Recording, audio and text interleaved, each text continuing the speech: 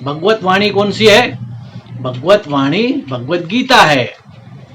ये गीता जो ग्रंथ है ना, इस ग्रंथ में बैठ के ही भगवान कृष्ण बोल रहे हैं। आप जब भी गीता को हाथ में लोगे ना, तो ये भाव लाओ कि ये गीता के अंदर भगवान कृष्ण स्वयं बैठे हुए हैं और वही बैठ के अंदर से गीता को बोल रहे हैं।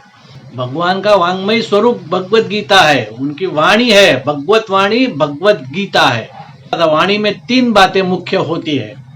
एक क्या होता है? एक शब्द माधुर्य होता है, दूसरा भाव माधुर्य और तीसरा अर्थ गांभीर्य। हम देखो कितनी सरलता से बोलते जाते, ऐसा नहीं होता है, लेकिन वो सब बोलने के पीछे ये चीज होनी चाहिए। क्या होना चाहिए? शब्द की मधुरता, शब्द माधुर्य होना चाहिए। आप जो बोलते हो उसके भीतर में भाव होना चाहिए, भाव माधुर्य होना चाहिए। और ऐसे ही उटपटांग कुछ नहीं बोलना है, उसके पीछे अर्थ गांभीर्य भी होना चाहिए।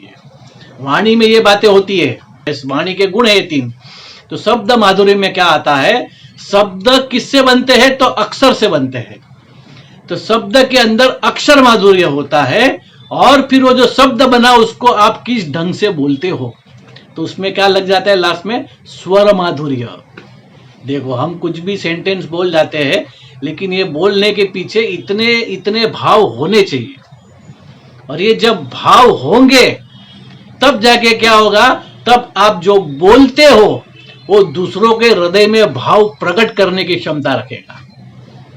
इसलिए हमारे शास्त्रों में तो ऐसा कहा है कि उठ पटांग बोलो मत। और ये उठ पटांग की बातें बोलने से हमारे वाणी का जो तेज है, वाणी का जो ओज है, उसका जो प्रकाश है, उसकी जो ताकत है, वो खत्म हो जाती है।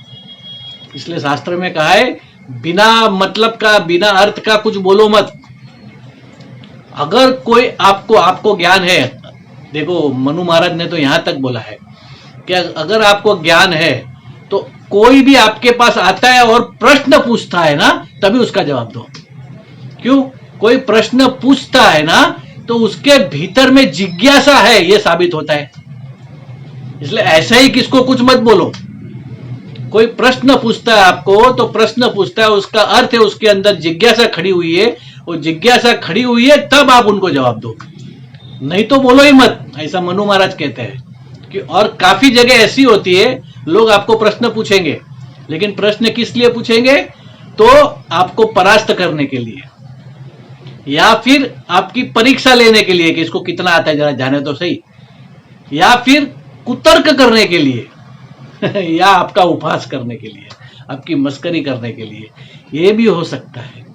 तो प्रश्न पूछने वाले वो प्रश्न होते ना जो फिजूल के प्रश्न है, ऐसा आपको प्रतीत होता है तो वहां भी जवाब मत दो। ऐसा मनु महाराज ने कहा है कि अपनी वाणी को यूं ही व्यर्थ मत करो, बर्बाद मत करो। और काफी जगह पे मनु महाराज ने ऐसा कहा है कि बिना पूछे भी जवाब दो। ऐसी कौन सी जगह है? देखो कथा होती है, भगवत कथा होती है, जहाँ पे सत्संग होता है, वहां पे काफी सैकड़ों की मात्रा में, हजारों की मात्रा में लोग बैठे हुए। अब काफी जो जिज्ञासु वर्ग बैठा है, उनके भीतर में प्रश्न भी है, लेकिन इतने सारे के बीच में बोल नहीं सकते। ऐसी जगह पे बिना पूछे भी बोलो। इसलिए देखो गुरुजन जो होते हैं, भागवत कथाकार जो होते हैं, वो गुड़ से गुड़ रहस्य बिना पूछे भी कथा में बोलते हैं। और कथा में बोलने से जो कथा सुनने आए हैं ना, वो ज्ञान का लाभ मिलता है। तो कहां नहीं बोलना और कहां बोलना, ये मनु महाराज ने स्पष्ट किया। और वाणी कैसी होनी चाहिए?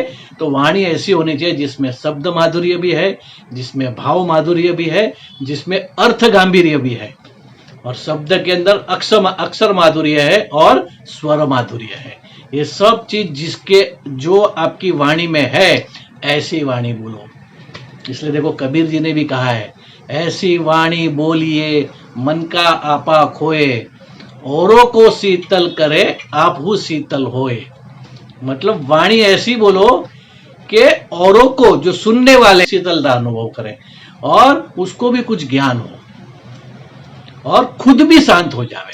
औरों को शीतल करे और खुद को भी आनंद होए, ऐसी वाणी बोलिए। अब देखो आपको सर्वगुण संपन्न वाणी देखनी है ना, सर्वगुण संपन्न वाणी कैसी होनी चाहिए? तो भगवत गीता ही ले लो। भगवत गीता जो है वो सर्वगुण संपन्न वाणी है। 700 श्लोक भगवान ने कहे हैं। क्या कहते हैं? सर्व उपनिषद गावो दुग्धा गोपाल नंदनम। मतलब सब उपनिषदों और वेदों का सार निकाल के भगवान ने 700 श्लोक बनाकर हमको दे दिए। ये वाणी कैसी है? 5000 साल पहले भगवान ने अर्जुन को कहे। अभी देखो, गाय है ना, गाय तभी दूध देती है जब बछड़ा जो होता है उसके आंचल को मुंह लगाता है। जब तक मुंह लगाने का अर्थ है प्रश्न पूछना। तो यहाँ गाय कौन है? यहाँ अर्जुन गाय है। और अर्जुन ने अपना मुंह चलाया, भगवान को प्रश्न किया, और वो प्रश्न किया, उसके जवाब में भगवान ने हम सब के लिए गीता कह दी। अब कैसी वाणी है वो भगवत वाणी? सर्वगुण संपन्न। कैसे? 5000 साल पहले भगवान ने कही है, आज भी प्रेरणा और मार्गदर्शन हमको दे रही है। आज भी कोई ये नहीं कह सकता कि भगवत गीता को मैं पूर्ण रूप से समझ गया हूं। क्यों? इति गुह्यतमम शास्त्रम, इतना गुह्य शास्त्र है। आप जब भी जितनी बार भी उसको पढ़ोगे आपको अंदर से दिव्य आनंद मिलते जाएगा, क्योंकि भगवान स्वयं बैठे, वांगमय स्वरूप भगवान स्वयं। गीता यानी भगवान स्वयं है, उसमें से अलग अलग अलग अलग अर्थ निकलते ही जाएंगे। ऐसा दुनिया का कोई भी प्रश्न नहीं है जिसका जवाब गीता में नहीं है। भगवान ने हर जवाब उसके अंदर दे दिया है। तो ये वाणी ऐसी होनी चाहिए।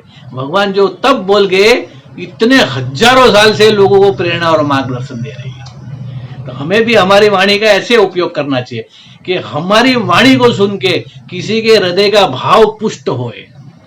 अगर उसका भाव पुष्ट होगा तो वह देख के आपको भी आनंद होएगा, आपका भी भाव पुष्ट होगा। भगवान इतने सालों से लोगों के भावों को पुष्ट कर रहे हैं, लोगों को प्रेरणा दे रहे हैं कि मनुष्य जीवन का अर्थ क्या है। सच्चा अर्थ मनुष्य जीवन का प्रभु प्राप्ति है।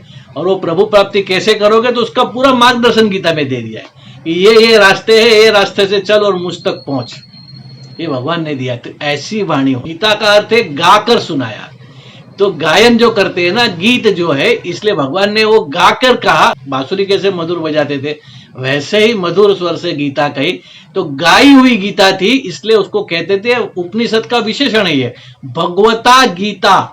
और वो विशेषण फिर स्लो स्लो स्लो होके भगवत गीता ये नाम ही हो गया उसका। ये भगवत गीता सर्वगुण संपन्न गीता हमें मार्गदर्शन देती है, हमें उच्च जीवन की शिक्षा देती है, और हमें हमारा ध्येय बताती है। कितने कितने जन्मों के महान पुण्य होंगे तब जाके ये दुर्लभ मनुष्य जीवन तुझे मिला है। तो इस मनुष्य जीवन का उपयोग करके तू मुझ तक पहुंच, तू मुझ तक पहुंच। और ये जो चक्कर चल रहा है ना, लख 84 घूम कर मानव जीवन पाए, सपने जैसी चली गई फिर 84 आई। मतलब सपने के जैसा तेरा जीवन बीत रहा है। देखो, हम अभी आज समझो 50 के हो गए, 60 के हो गए, 70 के हो गए। हम जरा घूम के पीछे देखते तो अरे अरे ये तो अभी बचपन में था, अभी जवानी आई, अभी शादी हुई, अभी बच्चे हुए, बच्चों की शादी और मैं बूढ़ा हो गया। ये तब पता चलता है कि जीवन कैसे रेत हाथ से सरकती है ना, वैसे जीवन सरक गया। और हासिल क्या किया? रामकृष्ण परमहंस जो कहते हैं ना, हासिल क्या किया, तो कि रेती और सीमेंट और हीरे कांच के टुकड़े, ये सब क्या है? रेती सीमेंट मतलब जिंदगी भर मेहनत करके घर बनाया, और कांच के टुकड़े मतलब हीरे जवाहरात और ज्वेलरी जमा की। तो ये सब तो बोलते जिस दिन तू जाएगा बेटा, इधर ही छूट जाएगा उसी क्षण। साथ में आने वाली क्या चीज है? तो साथ में आने वाली चीज का मार्गदर्शन भगवान ने दिया है कि धर्म के कार्य करके पुण्य संपादन कर, वो तू तेरे साथ में आएगा और अगला जन्म और उच्च कक्षा पे जाएगा। या तो फिर तू इतनी मेहनत करके, धीर वीर पुरुष जो होते हैं ना, एक बार समझ में आ गई बात, भगवान की जो बातें हैं एक बार समझ में आ गई, जिसको दृढ़ता से पकड़कर साधना करते हैं, इसी जन्म में मुक्त हो जाते हैं। ऐसे भी महापुरुष संत और सब अपना हमारे देश में हो गए। ये मार्गदर्शन भी गीता से ही मिलता है। आप तक ये विचार पहुंचे है, आपको ये दान करना है, लोगों तक पहुंचाओ, जन जन तक, घर घर तक, झोपड़ी झोपड़ी तक, खोपड़ी खोपड़ी तक। हमको क्या करना है? हमको तो खाली बटन दबा के फॉरवर्ड करना है। शायद किसी को लागू पड़ जाए और नर से नारायण बनने की प्रेरणा मिल जाए, तो वो पुण्य आपका होगा।